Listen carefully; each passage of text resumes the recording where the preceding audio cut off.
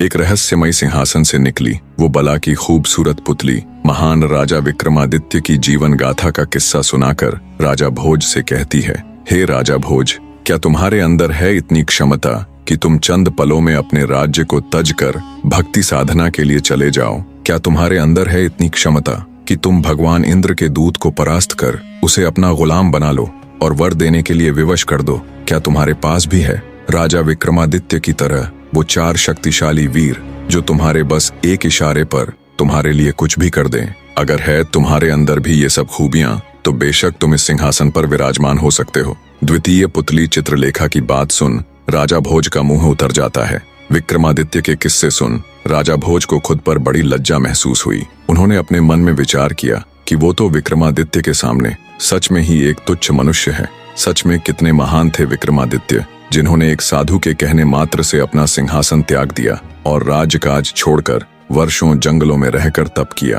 कितने शक्तिशाली थे वो, जिसने देवताओं के भेजे दूत को चंद पल्लों में अपने सामने झुकने पर मजबूर कर दिया। ये सभी विचार करते करते उन्होंने सोचा, पर अब तो विक्रमादित्य यहाँ नहीं है, अब तो उनका समय नहीं है। ये समय मेरा है और मुझे पूरा अधिकार है इस दिव्य सिंहासन पर विराजने का।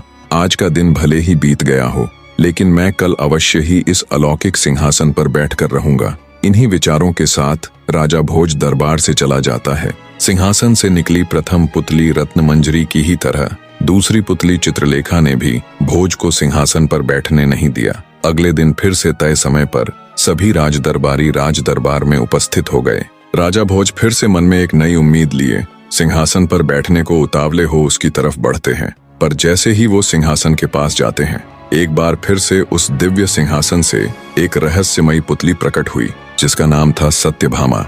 राजा भोज को सिंहासन की तरफ बढ़ता देख तीसरी पुतली सत्यभामा गरजती हुई बोली, रुकिए राजा भोज, इस सिंहासन पर बैठने से पहले ये तो जान लो कि क्या तुम इसके योग्य हो भी कि नहीं। जिस महान व्यक्ति का ये सिंहासन था, क्या तुम भी उसके जितने योग्य हो? पुतली की बात सुन राजा भोज के कदम एक बार फिर जहां के तहां रुक जाते हैं। सिंहासन से निकली तीसरी पुतली सत्यभामा अन्य पुतलियों की ही तरह राजा भोज को वीर विक्रमादित्य का किस्सा सुनाना प्रारंभ करती है। तो सुनो राजन।